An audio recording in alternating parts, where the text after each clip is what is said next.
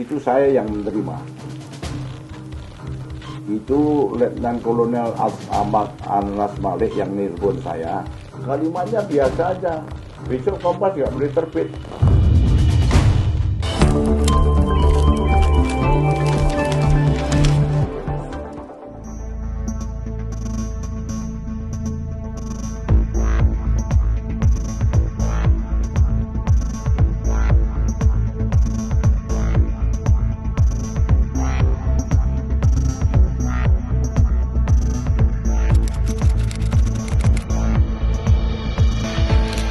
Akibat pemberitaan aksi mahasiswa yang menolak pencalonan kembali Soeharto menjadi presiden pada 1978, Kompas dan lusinan media cetak lain dibredel oleh penguasa.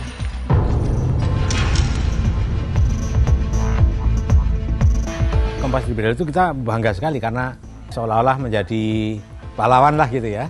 Hari pertama itu masih senang. Saya membawa gitar selalu, gitaran, terus ada yang main kartu gitu. Gak ada yang bisa dilakukan lagi karena kita harus tetap di situ dan menunggu gitu. 2 hari, 3 hari oke, tetapi begitu udah seminggu mulai, ini kalau tutup gimana gitu. Pemerintah mengajukan syarat jika ingin terbit kembali, Kompas harus bersedia menandatangani pernyataan tertulis. Isinya permintaan maaf sekaligus berjanji tidak memuat tulisan yang menyinggung penguasa.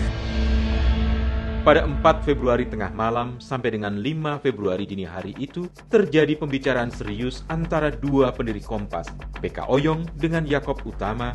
Menyikapi tawaran itu, PK Oyong menolak.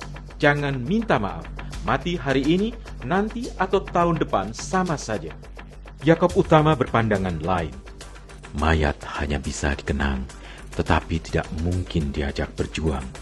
Perjuangan masih panjang dan membutuhkan sarana, diantaranya melalui media massa. Itulah pertentangan antara dua pendiri Kompas. Dari awal itu memang gaya Pak Yakob dengan gaya Pak Oyong itu beda sekali kan. Pak Oyong itu apa-apa ya hitam putih. Pokoknya kalau nggak gini. Tapi dari segi Pak Yakob selalu Jawanya muncul. Jadi lebih halus lah, lebih sopan, lebih ngalah, lebih ya kayak gitulah. Di situ bisa terjadi hal yang seperti yang dibilang sengketa itu ya. Karena pilihan itu atau terbit atau tidak. Kalau terbit inilah salah satu syaratnya. Kami memutuskan sebaiknya kita tetap terbit.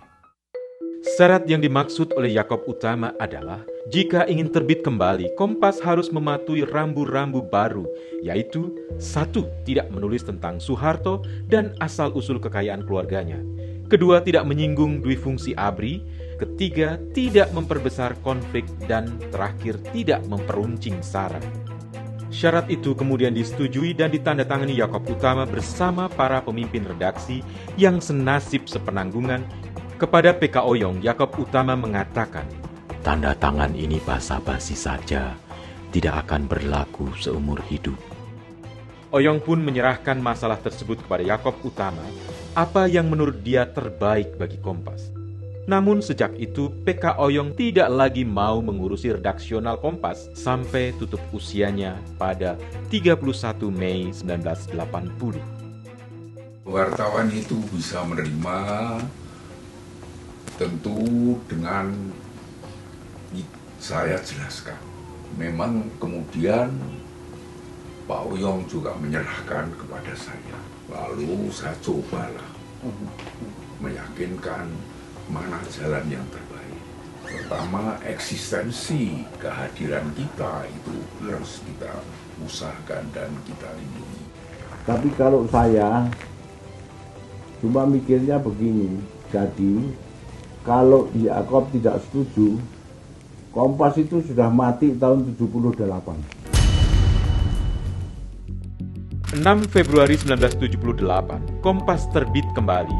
Hanya berselang 3 hari, 9 Februari 1978, Yakob Utama bertemu dengan Presiden Soeharto di Solo untuk memperingati Hari Pers Nasional. Menteri Penerangan Harmoko juga hadir saat itu. Pak Yakob dan Pak Harmoko kan dekat.